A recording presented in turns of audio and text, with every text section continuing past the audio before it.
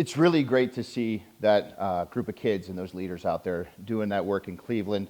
I have spent years involved with youth ministry here at Beartown Road, and it's just so great to see these kids. A lot of these kids that were in that video are considerably older than they were when I first started helping with youth ministry. But it's great to see them out there doing that. Yes, please take some time this week and pray for them. I mean, this is a great opportunity for the kids to have some experiences in that. Pray for the leaders to just be able to keep everything on track, and that they would have a great opportunity to get the word out. So, my name is John. I've been a member here at Beartown Road for, I think 8 years is what we decided this morning, wasn't it, John? It's been a while. I have the privilege of speaking this morning because, as you saw, Dave is in Cleveland with our youth ministry team for that missions trip. And we are on part 3 of our Healthy Heart series.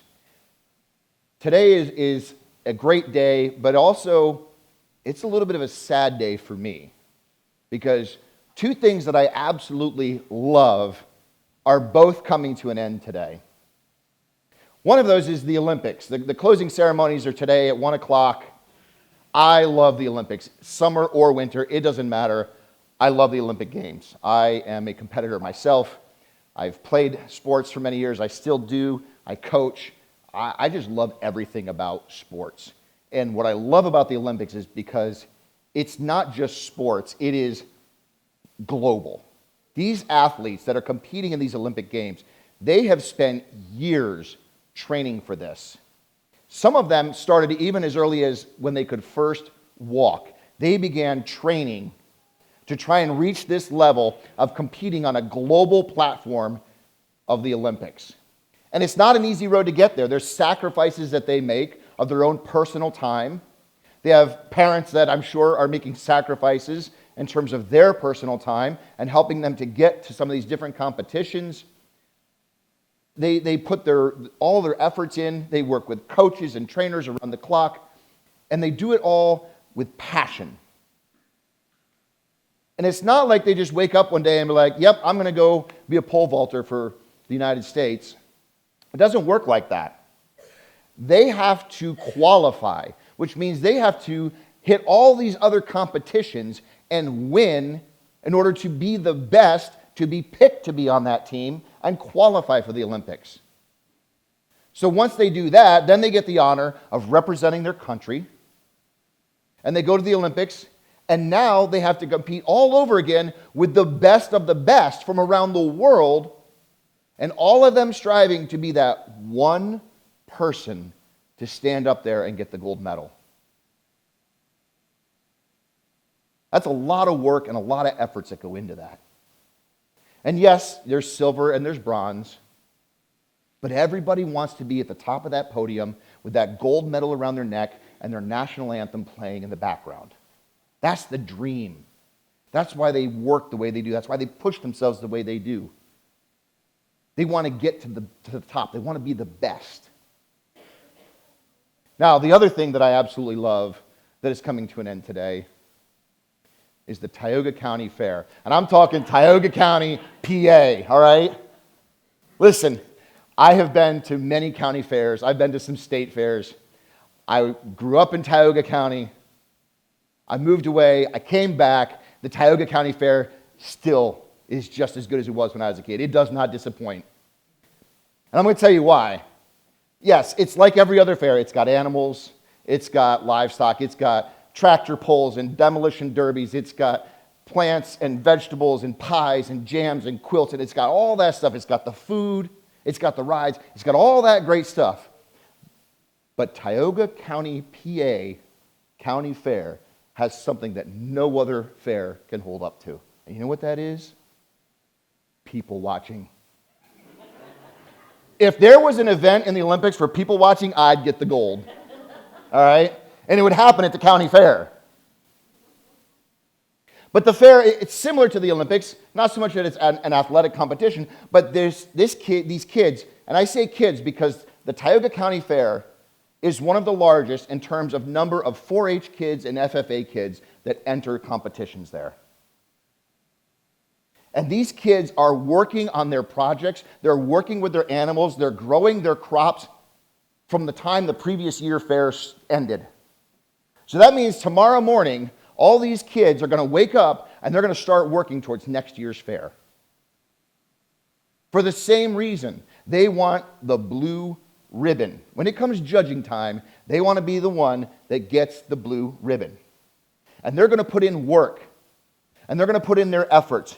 And there's a lot of passion that comes behind it. And I had kids in 4-H. Sometimes there's tears. But guess what? They do it. And if you go to the fair during the week, you'll see these kids there all week long preparing for it. And it's not uncommon to walk by and see one sleeping in a stall with their cow. Or to see them sleeping in a chair right outside their pen of their sheep or their pigs. They're there. They're putting in the work. They want to be the best. They want to get that blue ribbon.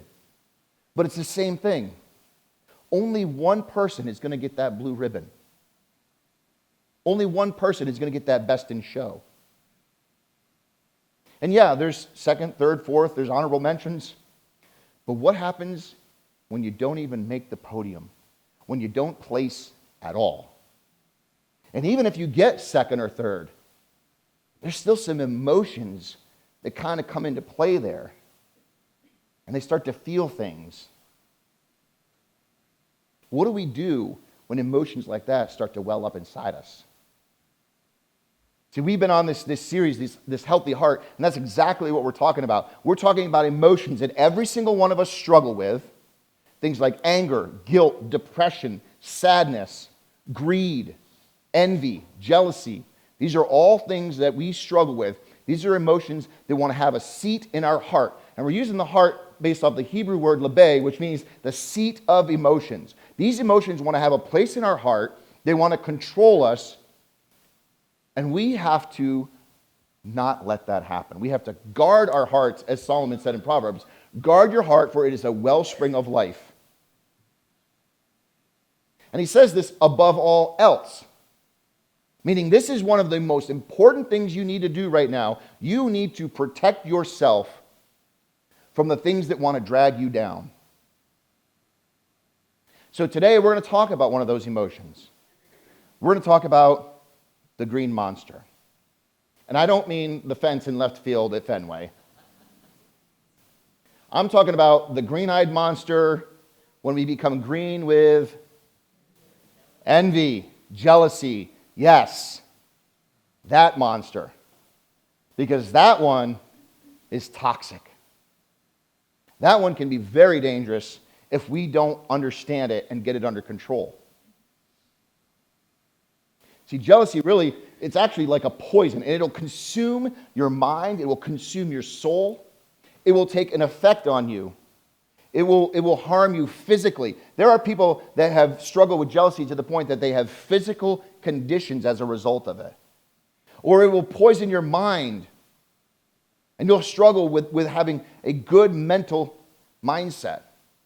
It's unhealthy. It can be very, very dangerous.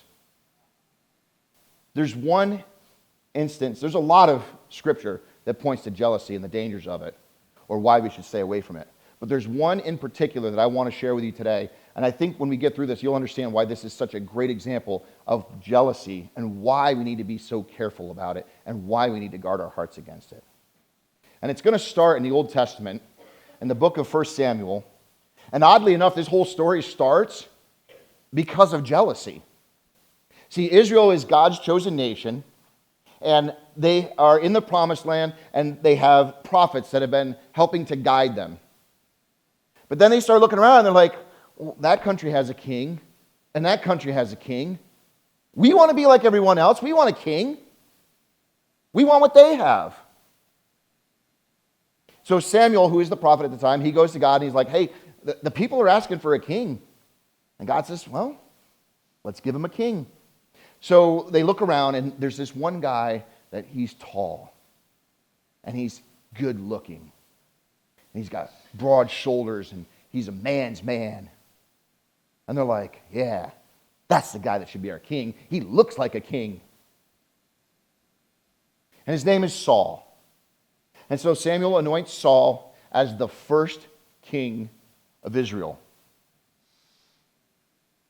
And off the bat, Saul is a pretty good king.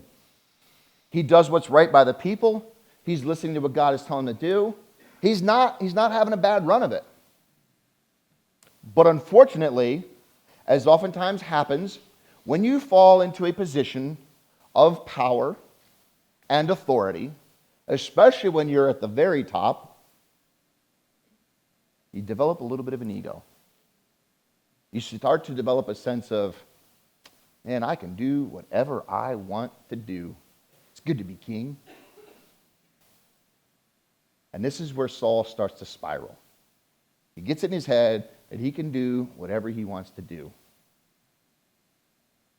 So one day, God tells Saul, through the prophet Samuel, he says, look, we need to get rid of the Amalekites. We need to wipe them out. Gone. So Samuel lets Saul know. He musters up his armies. They head out to battle, and they wipe out the Amalekites almost completely. Samuel hears about the victory. He goes out to meet Saul out in the battlefield. And he says, hey, I heard it's over. Saul says, yeah, we won. We took care of it. Everything's gone, just like we were told. And then in the distance, Samuel hears sheep and goats and cattle. And he says, wait a minute. If you took care of everything, what's that? And Saul says, oh, well, there was this livestock, and it was the best livestock I've ever seen, the best of the best. And I decided I'm going to keep it because I want a blue ribbon at the Tioga County Fair. Actually, what he says is, we kept it to offer it as sacrifice to give God the glory for this victory. At that moment, Saul had chosen personal gain because of his jealousy over doing what God commanded him to do. And it starts this downward spiral for him. And Samuel addresses it with this one-liner that is just amazing. He says, it is better to obey than to sacrifice. It's kind of a black and white. Like there's no way Saul can take that other than what Samuel just said. Obey over sacrifice. That's how it works. And then he continues on and he says, today, because of your choices, God has rejected you as king of Israel. Ooh. And as if that wasn't harsh enough, he continues and he says, the Lord came to Samuel and said, I regret that I have made Saul king. He has turned away from me and has not carried out my instructions. Now, regret, that hits pretty hard. One thing I never wanted to hear my parents say to me growing up was, I regret doing that for you, or I regret giving you that. I regret taking you there. Because that meant I had let them down. That meant I didn't live up to their expectations. I didn't meet what they were looking for. It hurts when someone we love says they regret. And here is God saying that about the first king of Israel. It's pretty harsh. See, jealousy almost always leads to destruction of relationships. It will break bonds of love and trust. And that's exactly what started happening here with Saul. It broke relationships. It starts right here. Samuel left, and he never saw Saul again. Samuel died with never seeing Saul again. Samuel and Saul, prophet and king, broken because of jealousy, because he wanted to keep that livestock. And again, the Lord regretted that he had made Saul king over Israel. Two relationships that Saul had broken, all because he liked what he saw and wanted to keep it. because he thought, I'm the king. I deserve these spoils of war. Jealousy will always lead to destruction. If left unattended, it is a poison. It is toxic. It will consume you, and it will lead to destruction. So we're going to put Saul on hold for a minute here, because now, with all that's taken place, the Lord regrets that he made him king. He's been rejected as king. And God knows, well, Israel's going to need another king. So he says to Samuel, you need to go anoint another king. And that's where we start to get the second person of this story involved. So Samuel takes what God has told him, he gets his stuff together, and he goes out to visit this man named Jesse. Now, Jesse had multiple sons. And so he arrives there, and he says, all right, line them up, let me take a look. And he's going down the line, and he points at it, and God's like, not him, not him, not him, not him, not him, not... Where's this guy? Oh, well, that's the youngest, that's David. He's out in the field. He takes care of the sheep. He's nothing.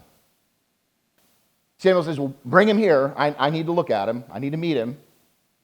So they bring him in, and right away, God says to Samuel, that's the next king. And so Samuel anoints David as the next king of Israel. Now, while this is going on, Saul has already been rejected by God. Now a new king is being anointed. And because of all of this taking place, the Spirit of the Lord had departed from Saul, and an evil spirit tormented him. So Saul has completely fallen out of God's graces at this point. He's still the king, but he is conflicted. He is agitated. He is tormented by this spirit. And I'm sure all of you have at some point in your lives felt a little irritated or annoyed. And when that happens, we often start becoming short with people, especially people we love, people that are around us all the time. Do you have to breathe that loud? Things happen, right? So Saul is conflicted, he's tormented, but he's got all of these attendants in his court that are always there helping him and trying to do things for him. It's not going so well with them. And they're getting a little nervous. They're walking on eggshells. They're like, we got to do something here because this is not a good situation for any of us. He is unstable. So they come up with this plan. They're like, okay, when he gets upset, we need to calm him down. How do we calm him down? Music. Now, I will admit, music definitely calms me down if I hit the right playlist. The other day, I was pretty worked up, and I took a walk to try and calm myself down, and I hit the wrong playlist. I hit my workout playlist, and I got more amped up. Fastest walk I've ever made. But with the right kind of music, yeah, it can soothe us. It can calm our spirit. It can settle us down. It can relax us. So that's what they come up with, this plan. We're going to get somebody to come in, and they tell us to Saul, they're like, Saul, we're going to find someone that can play music for you to help soothe your tormented spirit. And he's like, yeah, great plan, guys. Who are you going to get? And one of them speaks up and like, hang on, I know the perfect guy. He's a talented harp player, and not only that, he's a brave warrior, a man of war, has good judgment. Oh, and by the way, did we mention he's good looking?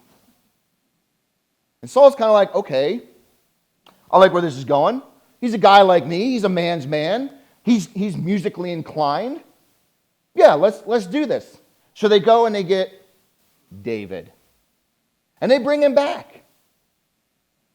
Now, Saul doesn't know at this point that David is the next anointed king. All he knows is, here's this kid coming into my court, and every time I get upset, he plays music and he calms me down. And he's a nice guy. He's easy to talk to. And he's rugged. He's a man's man. I can really connect with this guy. And things are going well. So well, in fact, that Saul decides, I'm going to make you my armor bearer because I really like you. I like having you close by. In fact, I want you to just stay with me.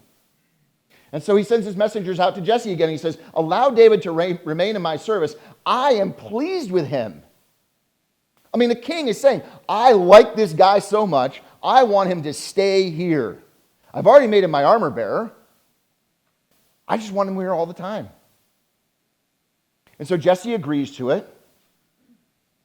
And during that time, guess what?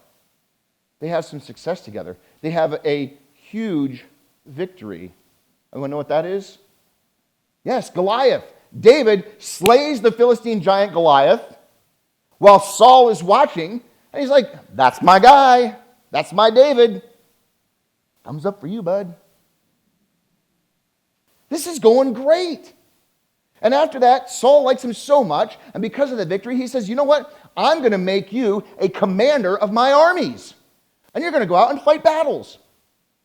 David's like, yeah, cool, let's do this.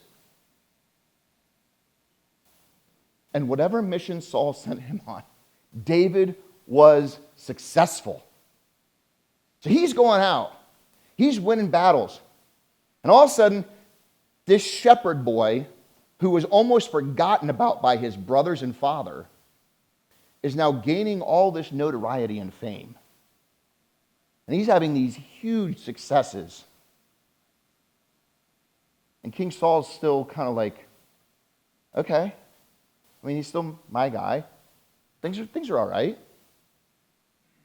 Until one day they come back from a victory in battle, and the people in the city are celebrating, and they said, Saul has slain his thousands, and David his tens of thousands. Ooh. Now, remember, Saul has a little bit of an ego. He's the first king of Israel. What do you think happened there? This. He was very angry. They have credited David with tens of thousands, but me with only thousands. What more can he get? But the kingdom. From that time on, he kept a close eye on David. He's thinking to himself, oh man, this guy's coming for me. Everybody loves him more than me. This is not good. And by the way, why does everyone love him so much more than me? He was a shepherd boy that I brought in. I recruited him. People wouldn't even know who he was if I hadn't made him my armor bearer.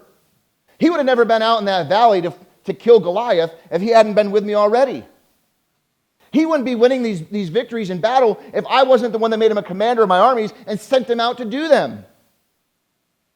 His success is because of me. I made him what he is today. What Saul is really saying is this. He's going, hello? What about me? I'm still the king. David's not the king. I'm the king. See, the jealousy was building. It was creeping up. It had gone far beyond just a slight emotion or twinge. It was now beginning to become an obsessive thought, an overwhelming emotion. And so Saul is like, no, you people got it all wrong. It's about me. And so he's like, you know what? We can't have this. We can't have David rising up like this. So I got some plans. We're going to get rid of this guy. So the first thing he tries to do, he's like, why don't you marry my first daughter and be my son-in-law? This is what he says to David, right? And David's like, well, first of all, I don't particularly find your daughter attractive. Second of all, who am I to be the son-in-law of a king? Not going to do it. See, Saul's motive was, well, if he becomes my son-in-law, all of a sudden, he's got a target on his back from the Philistines because he's the king's son-in-law. And the Philistines will take care of him. But that plan doesn't work. So then Saul decides, you know what? I see he's taken a liking to my second daughter. Let's try this angle again. So he says, why don't you marry my other daughter, the one that you seem a little bit infatuated with? He's like, well, I like that, but who am I to be a son-in-law of a king? I'm not royalty. I'm a poor boy from the country that used to tend to sheep. And Saul says, oh, no, we'll fix that. Listen, there's a camp of Philistines nearby. Go defeat that group. Bring me back some spoils of that, and we'll call it even. That'll be good enough for my daughter's hand in marriage. So David goes out, And Saul has in the back of his head, this guy's going to get taken by the Philistines. David problem solved. Not the case. David returns and he's like, here you go. So I was like, man, what do I got to do to get rid of this guy? He is so twisted and so out of his mind, crazy with jealousy, that he then begins to plot to kill David himself. To the point that one day, as David is playing harp for him to calm him down, he throws a spear at his head. Talk about a love-hate relationship. So, Saul's just out of his mind. This jealousy has turned him completely around on a man he once loved. Because as I mentioned a few minutes ago, jealousy is destructive, and it will break relationships, and it will destroy the bonds of love and trust. And Saul had gone way too far down that path. What's interesting about this story is there is a third person involved in it. And that third person, when Saul was trying to get rid of David, that third person is when they start to come into the scene. See, Saul decided that he was going to have his son Jonathan take care of this David problem. He's like, Jonathan, I want you to get together with my attendants, and I want you guys all to go get a hold of him and get rid of him. And, honestly, if anyone had a motive, Jonathan definitely had the motive. I mean, here he is. He's next in line for the throne. He's the rightful heir of the throne. He has every right to be jealous of David. Who is this shepherd boy from nowhere? Why is he coming into the palace and trying to take things over? Why is he undermining my dad's authority like this? What is this guy's problem? Yeah, absolutely. Let's get rid of him because he is going to cause havoc for our family. But Jonathan didn't think that way, actually. Instead, he had taken a great liking to David, and he went out and he warned him, and he said, my dad's trying to kill you, so you might want to leave. And if that wasn't enough, Jonathan continued on. He not only did he try to help David, but he also went to bat for David. See, there was this dinner coming up, and David was supposed to be there, but Jonathan told him, no, you can't come to the dinner. My dad's unstable. I don't know what he's going to do. He's probably going to try to kill you. Go hide. I'll go to the dinner. I'll see what my dad's temperament is like. And then I'll come out, and I'll bring my arrows, and I'll shoot. And if I shoot my arrows to the left, then things are okay and you can come home. If I shoot my arrows to the right, you need to run and hide. And guess what? David had to run and hide. But then Jonathan continues on trying to go to bat for David. He goes to his dad and he says, let not the king do wrong to his servant. He has not wronged you, and what he has done has benefited you greatly. He's like, come on, Dad, you're not thinking straight. This guy has done stuff that has helped us. Kind of a risky move considering his dad's a little kooky right now. But he continues on. Like, he doesn't just say that. He actually calls him out and he says, he took his life in his hands when he killed the Philistine. The Lord won a great victory for all Israel. You saw it. You were glad. Why would you do wrong to an innocent man? He calls his dad out. He's like, what you are doing is wrong. You got to stop this now. Like, when he defeated Goliath, you witnessed it and you were happy about it. And now you're trying to kill him? Why would you do that? Two people very closely related, father and son. It's a pretty strong bond. Two completely different outlooks on the same situation, though. And why is that? Here's why. Saul was more focused on who was getting the credit for what was happening. Jonathan was focused on the accomplishments. See, remember, Jonathan said, the Lord won a victory for all of Israel. He was focused on big picture. He was looking at, this is what's good for everyone. Where all Saul could see was that he was not getting credit for things that he felt he should have. And if you stop and think about jealousy, that's what happens to us. We get twisted around and we start counting the blessings of others instead of focusing on our own gifts from God. See, the reality is everything we have is from God. Nothing is of our own. So it doesn't matter who has what. It's all been given to them because of God's blessings. And we need to focus on that. We need to start thinking about, okay, you know what? I do have a lot of things in my life right now that are going the right way. I may not have what they have. I may not be as good as they are. I may not sing as well as them. I may not have the hair that they have. Whatever. It doesn't matter.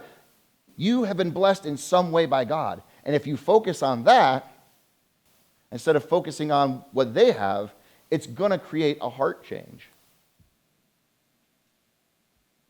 This jealousy of Saul's was so bad, he was willing to murder for it. Now, I'll be honest, I've been guilty of jealousy in my own life. I don't think I've ever been driven to that point. But there's been times in the past where I've got caught up being jealous of something more than I should have been. I don't think I ever got to the point where I was obsessive about it, but I definitely thought about it more than I should have at times. But it wasn't until I started digging in on the topic of jealousy and envy, preparing for today, that I realized just how dangerous and toxic it can be. The fact that it can drive us completely out of our minds and destroy relationships we spent years working on is terrible. And as I was preparing this stuff for today, I was thinking back in my life, and I actually talked to my dad about some things because I recalled some instances in the past, and I wanted his input on it. There was a time growing up that my dad's church had a split, and it all stemmed from jealousy. I've seen marriages completely destroyed because of jealousy. I've seen people that were boyfriend, girlfriend, fiancés, long-term relationships end because of jealousy in the relationship. Businesses where business partners were jealous of each other and the business split and shut down. I've witnessed in my own sports teams that I coach jealousy where it just breaks down the team and we start to fall apart. It is that dangerous. It is that toxic. It is that poisonous. I don't know about y'all, but I never realized just how bad this can be.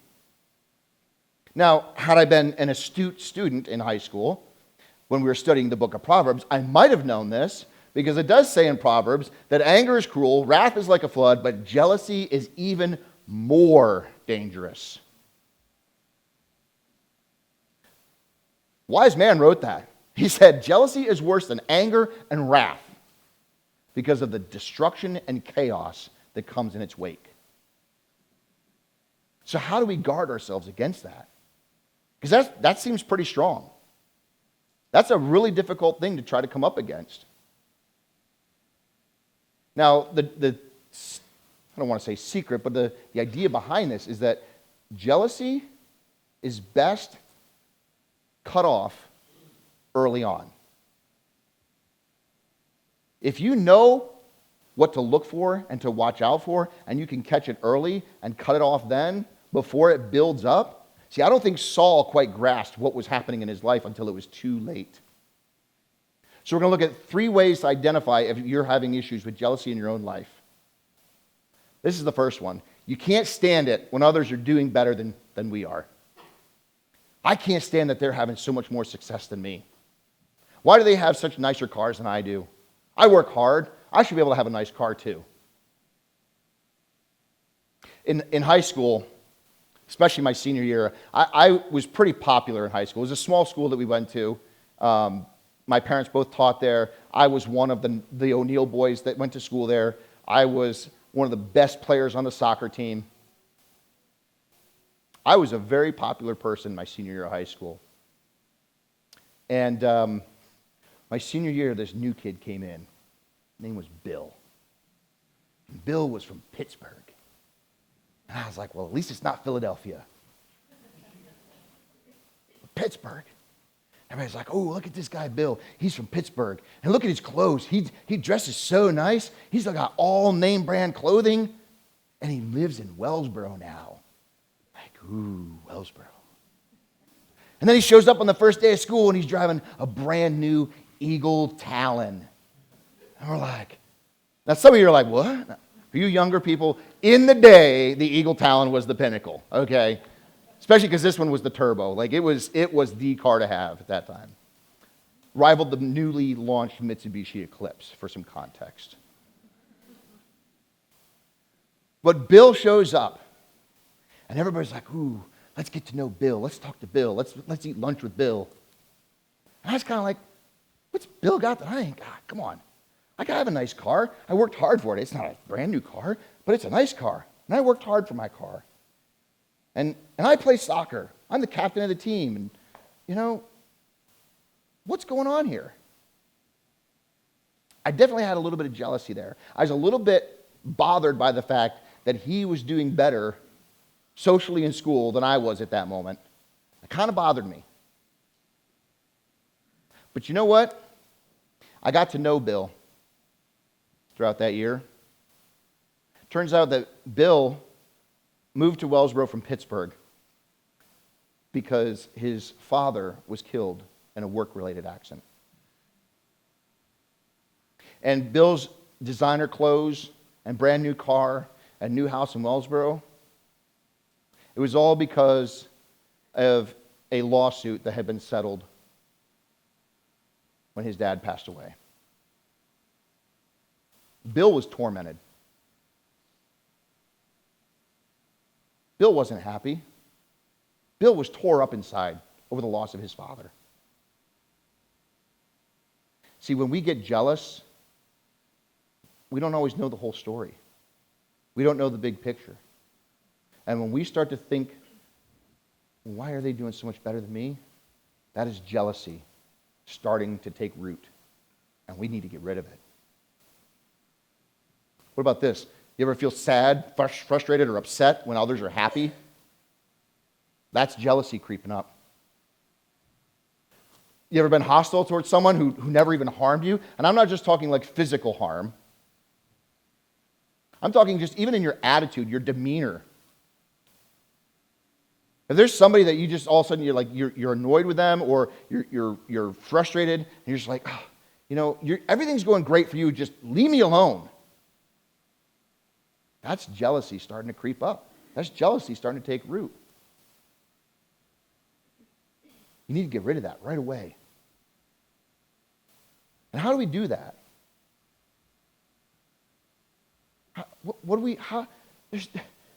You've described this as being so bad. Yeah, now we understand at least what the characteristics are, but how do we do that? How do we combat this? Well, stop calculating, start celebrating. Stop keeping score. Now, this is tough. We live in a very competitive world. As I mentioned a few minutes ago about the Olympics, right? I loved watching the gymnastics when Jade Carey, one event, out. But Simone Biles keeps going and having all the success she was, right? And Jade, every time they pan the crowd, there's Jade Carey sitting there watching her teammate having success. I'd be willing to bet she probably felt a little jealousy, maybe even felt a little bit jaded. Wrong time for a dad joke? I don't know. But every time they showed the two of them together, what was she doing? She was celebrating with her teammate. I watched the pole vault with my son, the finals, and Sam Kendricks had already won the silver. Duplantis had already won the gold. Like, the competition was over, but Duplantis was still going for that world record. Now, Sam could have been a little jealous, right? He'd be like, man, I can't jump as well as this guy does. He could have just kicked his shoes off and walked away and said, well, I got the silver. That's all I'm going to get. It's good enough. Let's move on. But instead, he stayed there. He encouraged him. He cheered him on to go and beat that world record. It's one of the reasons why I do love the Olympics. It's because they're always cheering each other on, regardless of what has happened. They might still have a little jealousy going on inside there, but they're going to fake it till they make it.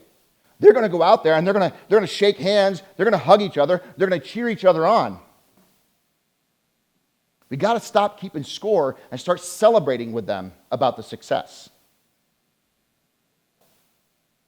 But in a competitive world where things like monetary wealth, material possessions, those are benchmarks for success and happiness in life, that's a struggle. Paul knew that. He wrote about it in Romans. He said, rejoice with those who rejoice and mourn with those who mourn. He understood that when people are having success, when people are winning in life, you need to rejoice with them. You need to celebrate with them. Now here's the thing. It's easy to mourn with people when they're mourning. It's not easy to rejoice with others when they're rejoicing. It's not always easy to be happy for them with their success. But I'm going to tell you, if you grind through it, you're going to find yourself happier because of it. And you won't feel that jealousy creeping up as much. Because when we acknowledge and celebrate the success of others, that is the antidote to the poison of jealousy. So as we go out today, this is what we need to do. We need to stop calculating, start celebrating. Because at the end of the day, we just all want to have that healthy heart, right? We want to stand in front of God with a healthy heart.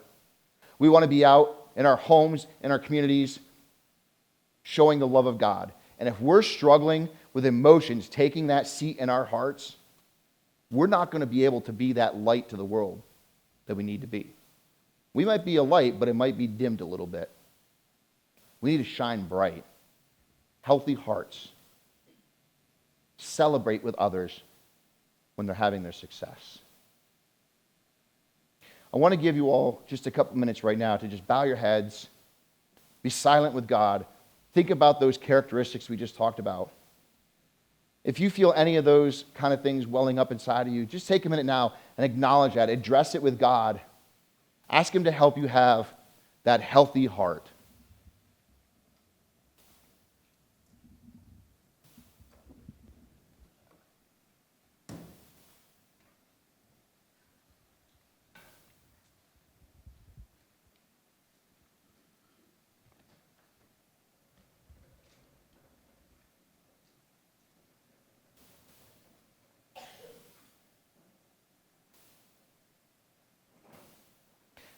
Heavenly Father, thank you for the lessons in Scripture that we can turn to,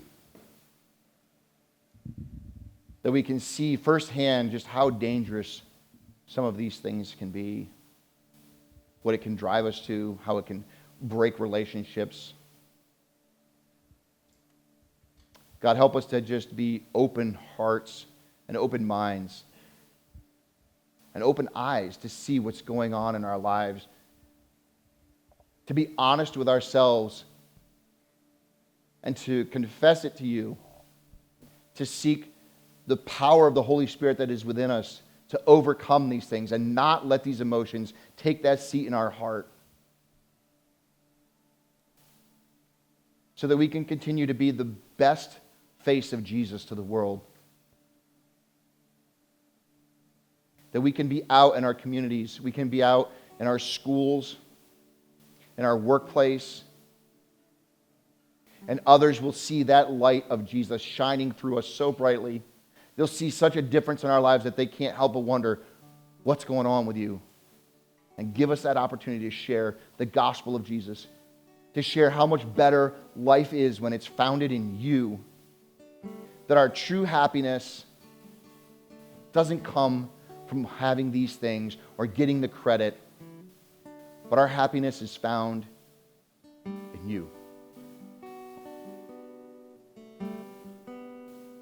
You are the key to having a long and happy life. pray this in your name. Amen.